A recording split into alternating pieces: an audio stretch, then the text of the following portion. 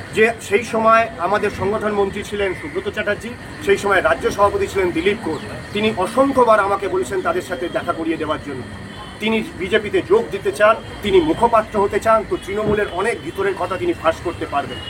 কিন্তু সেই সময় এই দুই নেতা তার সাথে দেখা করেননি, কারণ তাদের মনে হতে বা দলের সেই সময়ের দৃষ্টিভঙ্গি ছিল যে তাকে বিশ্বাস করা যাবে না। বারবার শুনেছি আপনার বাড়িতে আসতো বলছেন, সেই আসার কারণ কি শুধুমাত্র বিজেপিতে যোগ দেওয়া? সেই বিজেপিতে যোগ দেওয়া, সেই সময় মোহনবাগানের নির্বাচন চলতো। মোহনবাগানের নির্বাচনে উনি ফর্ম ফিল আপ করেছেন আমার বাড়িতে বসে। ওনার কেউ ছিল না তার পাশে, তার বিশ্বাসযোগ্যতা নিয়ে প্রশ্ন ছিল, কোনো লোক ছিল না তার পাশে। সেই আমার যদি কোনো স্বার্থ থাকতো, আমি জীবনে 100-র বেশি ছেলেকে চাকরি দিয়েছি, আমি চাকরি দিইনি। অসংখ্য ছেলেরা আমাদের কাছে আসে, দাদা আমি খেলি, একটা যদি কেউ বলে দেন, কেউ আমরা কোনো কোচকে বলি দেখে নিও যদি ছেলেটা চাকরি পায়।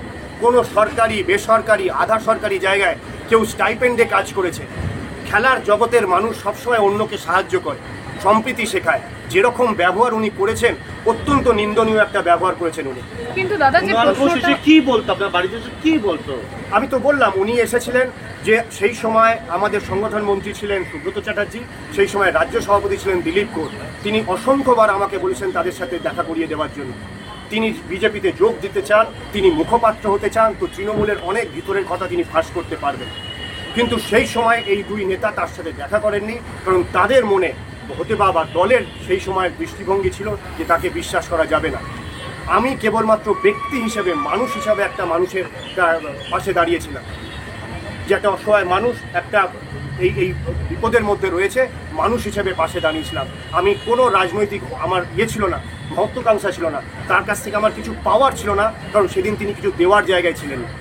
তার বিপদের দিন আমি পাশে দাঁড়িয়েছিলাম, কিন্তু যেভাবে উনি আমাকে অসম্মান করলেন, অপমান করলেন, অত্যন্ত নিন্দনীয়। মানুষ বিচার করবেন।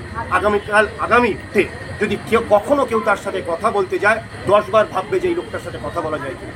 কুণাল ঘোষকে দলে নেওয়ার বিষয়ে আপনি কি দলের নেতৃত্বের সঙ্গে, তৎকালীন নেতৃত্বের সঙ্গে আলোচনা করেছিলেন? না, আমাকে একটা দেখা করিয়ে দেওয়ার জন্য অনুরোধ এসেছিল। আমি বলেছিলাম উনি দেখা করতে চান, সম্ভবত যোগ দেওয়ার জন্য। কিন্তু সেই সময় শীর্ষ নেতৃত্ব, রাজ্যের শীর্ষ নেতৃত্ব দেখা করেননি, দেখা করতে চাননি। ওনারা জানিয়েছিলেন যদি দেখা হয় আপনাকে যদি দেখা করার বিষয়ে আপনাকে জানাবো, আর আপনি কথা বলবেন। সেহেতু তুমি আমার বাড়িতে আসতেন, লাল একটা সেন্টার করে। বিভিন্ন বিষয়ে ভিডিও পেতে চ্যানেল হিন্দুস্তানের ইউটিউব চ্যানেল সাবস্ক্রাইব করুন www.youtube.com/channelhindustan।